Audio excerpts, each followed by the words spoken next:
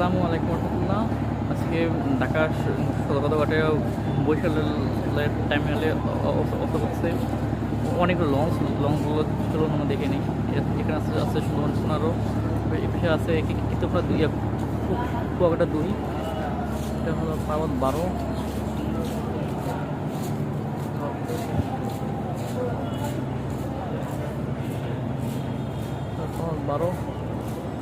সব এখন বার্থিং আছে।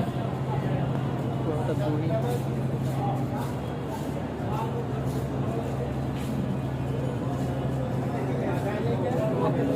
পার্বত 12, সুরভি 9,